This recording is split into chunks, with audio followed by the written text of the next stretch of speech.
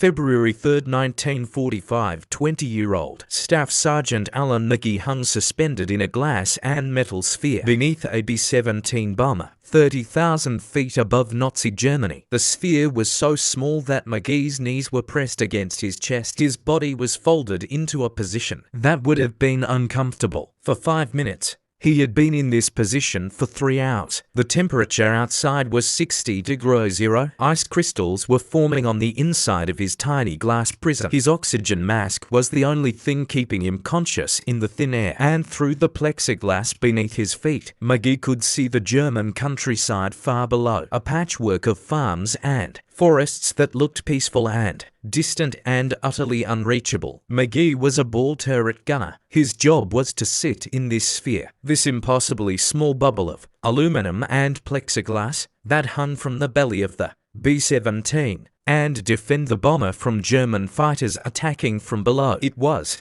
by any measure, the worst job in the entire United States Army Air Force. It was the position that nobody wanted, the position that required you to fold your body into a space barely larger than a coffin, the position where you hung beneath the aircraft with nothing between you and the ground except a thin sheet of plexiglass and 30,000 feet of empty air, the position where, if the aircraft was hit and the landing gear failed, you would be crushed against the runway when the bomber landed. The position where, if you needed to bail out, you had to somehow extract yourself from this tiny sphere, crawl back up into the bomber, and then jump, all while the aircraft was potentially spinning or on fire or breaking apart. The ball turret gunner was the man who sat in the worst seat in the worst war in human history. And on February 3, 1945, Alan McGee was about to discover just how bad it could get. The story of the ball turret begins with an engineering problem that seemed unsolvable. American bombers in World War II flew in tight formations for mutual defense. The B-17 Flying Fortress had machine guns pointing in almost every direction. Guns in the nose,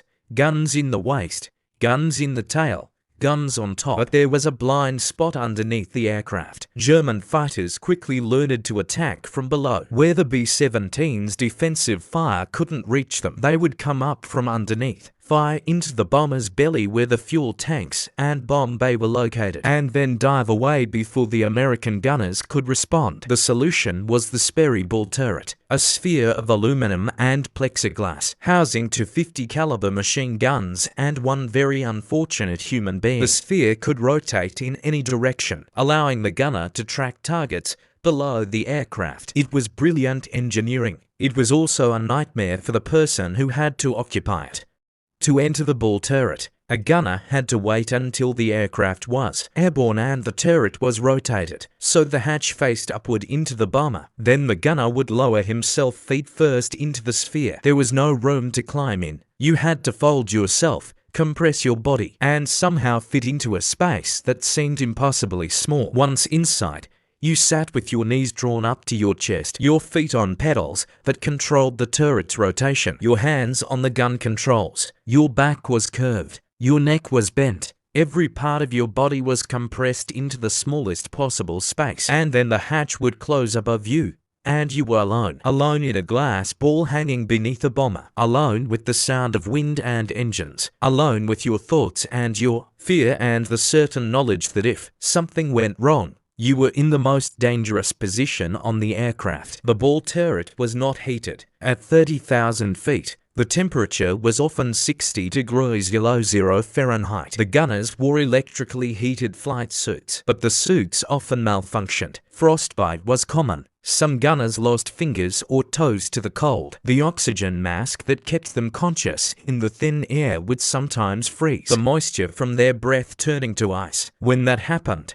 a gunner had perhaps 30 seconds to clear the ice before they lost consciousness. 30 seconds to decide whether they would live or pass out and never wake up. The plexiglass of the turret would fog and frost. The gunners carried small scrapers to clear the ice from the inside of their tiny greenhouse. But clearing the ice meant taking your hands off the guns. Taking your hands off the guns meant you couldn't defend the bomber. Every decision was a calculation. Clear the frost and maybe survive the cold, but leave the bomber vulnerable. Or keep your hands on the guns and accept that your fingers might be too frozen to pull the trigger when German fighters attacked. The psychological toll was enormous. Ball turret gunners had to overcome every natural human instinct about enclosed spaces and heights. You were trapped in a sphere the size of a large barrel. You couldn't stand. You couldn't stretch. You couldn't move anything except your arms and feet, and you were hanging in empty space with nothing solid beneath you except glass. Looking down through the plexiglass, you could see the earth 30,000 feet below. If you thought too much about that distance, about what would happen if the aircraft was hit and the turret failed, you could lose your mind. Some men did.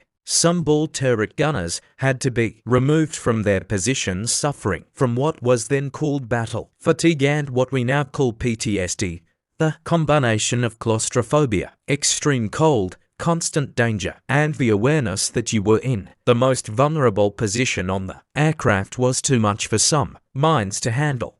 The men who survived psychologically were either extraordinarily brave or extraordinarily good at not thinking about their situation. Alan McGee had completed 21 missions as a ball turret gunner. 21 times. He had folded himself into that tiny sphere and hung beneath the B-17 while German fighters attacked, and German anti-aircraft guns filled the sky with exploding metal. 21 times he had survived and returned to base. On his 22nd mission, his luck ran out. The mission was a bombing raid on a railroad yard in France. Routine, as much as any mission over occupied Europe could be routine. McGee had climbed into his turret after takeoff, rotated the guns to cover the bomber's vulnerable underside, and settled into the uncomfortable crouch that he had learned to tolerate. The bomber formation flew toward the target. German fighters appeared, and then everything went wrong. A German fighter, possibly a Bf-109,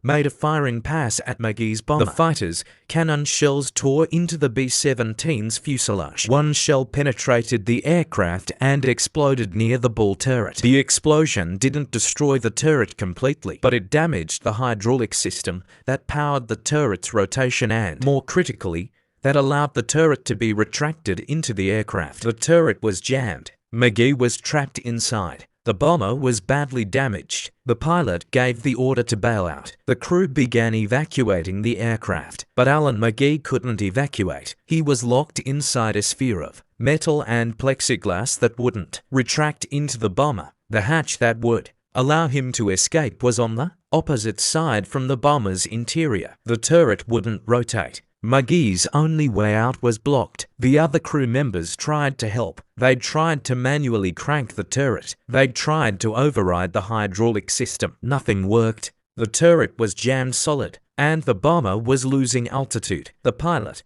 the last man aboard besides McGee, made a decision that must have haunted him for the rest of his life. He couldn't save McGee. He had done everything possible. If he stayed with the aircraft any longer, he would die too. The pilot abandoned the aircraft, leaving Alan McGee trapped in the ball turret of a damaged bomber that was falling toward the earth. McGee was alone, completely alone in a tiny glass sphere attached to a dying aircraft. He couldn't get out. He couldn't do anything except wait. The bomber was in a flat spin, rotating slowly as it fell. Through the plexiglass, McGee could see the ground coming up, slowly at first, then faster. He was going to die. He knew he was going to die. There was no possible way to survive what was about to happen. And then, at approximately 4,000 feet, something extraordinary occurred. The centrifugal force of the bomber's spin, combined with the remaining hydraulic pressure in the damaged system and perhaps just simple mechanical chance, caused the turret to suddenly break free from its jammed position. The sphere that had been McGee's prison suddenly became his only chance at survival. McGee didn't hesitate. He opened the hatch, squeezed out of the turret, and fell free of the dying bomber. He didn't have a parachute. Ball turret gunners wore their parachutes inside the bomber, not inside the turret where there was no room. McGee's parachute was still inside the aircraft above him. He was falling through the sky at terminal velocity with no parachute and no hope of survival. The ground was rushing up at over 120 miles per hour. What happened next defies belief. McGee crashed through the glass roof of a train station in Saint-Nazaire, France. The glass roof partially broke his fall. Then he hit the stone floor of the station. The impact should have killed him instantly, but somehow, impossibly, miraculously, Alan McGee survived. He woke up several hours later in a German hospital with a broken leg, broken arm, shattered ribs, and severe internal injuries, but alive. He had fallen over 20,000 feet without a parachute and survived. German doctors who treated McGee were amazed. They had never heard of anyone surviving a fall from such a height. McGee spent the rest of the war in a German power camp and was liberated in 1945. He returned to the United States and lived until 2003, carrying with him the distinction of being one of the very few people in history to survive a fall from an aircraft at altitude without a parachute. But McGee's story is exceptional because he survived. Most ball turret gunners who found themselves in similar situations did not. The records from World War II are filled with brief, tragic notes about ball turrets that couldn't retract, about gunners trapped inside when bombers crashed, about men who died in those tiny spheres because mechanical failure meant they couldn't escape. One of the most haunting poems of World War II is The Death of the Ball Turret Gunner by Randall Jarrell, who served in the Army Air Force. The poem is only 5 lines long, and it captures perfectly the horror of the position. From my mother's sleep I fell into the state, and I hunched in its belly till my wet fur froze. 6 miles from Earth, loosed from its dream of life, I woke to black flak and the nightmare fighters. When I died they washed me out of the turret with a hose. That final line, that image of washing out what remained of a gunner after his turret was hit, that was reality. That was what happened when a ball turret took a direct hit from German cannon fire or flak. The survival rate for ball turret gunners was actually better than popular mythology suggests. Most ball turret gunners survived their tour of duty, but the psychological impact of serving in that position was severe. After the war, interviews with former ball turret gunners revealed that many of them suffered from claustrophobia for the rest of their lives. Men who had spent hours hanging beneath B-17s in tiny glass spheres found that they couldn't ride in elevators, couldn't sit in the back seats of cars, couldn't be in any enclosed space without experiencing panic. The engineering that created the ball turret was brilliant. The Sperry Corporation had solved a genuine tactical problem. The ball turret did exactly what it was designed to do. It protected the bomber's vulnerable underside. It gave American bombers the ability to defend themselves from attacks from below. German fighter pilots quickly learned to avoid attacking from directly underneath B-17s because the ball turret gunner could track them and fire. But that engineering brilliance came at a human cost. The men who operated the ball turret paid a price in fear and discomfort and psychological trauma that is difficult to quantify. They did their job. They climbed into those tiny spheres mission after mission. They hung beneath bombers over Germany, knowing that their position was one of the most dangerous in military aviation. And most of them survived. Most of them came home, but they carried the memory of that experience with them forever. The ball turret was eventually phased out of service. Later models of American bombers used different defensive arrangements. Remote-controlled gun turrets, operated from inside the aircraft, replaced the manned ball turret. Technology advanced. But during the crucial years of the bombing campaign over Europe, the ball turret was standard equipment on B-17s, and the men who operated it were some of the bravest soldiers in the war. What made ball turret gunners remarkable was not just their bravery in combat, though that was considerable. What made them remarkable was their willingness to climb into that tiny sphere in the first place, to voluntarily enter a space that triggered every human fear about confinement and heights, to do it over and over,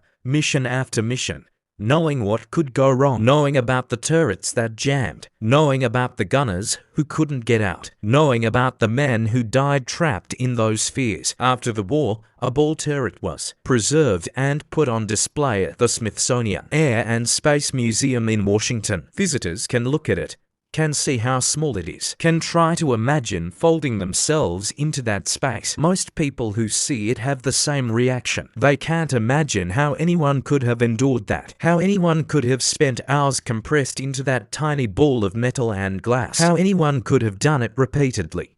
The answer, given by the surviving ball turret gunners themselves, is simple and profound. They did it because someone had to. The bomber needed defending from below. The mission required it. So they climbed into the turret, folded themselves into that impossible space, and did their job. They didn't think of themselves as heroes. They thought of themselves as crew members doing what needed to be done. But they were heroes, every single one of them. Because climbing into the ball turret required a kind of courage that goes beyond battlefield bravery. It required the courage to face your deepest fears about confinement and height and vulnerability, and to face them repeatedly. It required the courage to trust in engineering and luck and the skill of your pilot. It required the courage to accept that you were in the most dangerous position on the aircraft and to do your job anyway. At 30,000 feet, compressed into a sphere barely larger than a coffin, surrounded by plexiglass and thin aluminum, hanging beneath a bomber over Nazi Germany. The ball turret gunners did their job. They tracked German fighters. They fired their guns. They defended their aircraft and their crew. And they survived, most of them, through a combination of skill and courage and luck that seems almost impossible. The ball turret represents something essential about World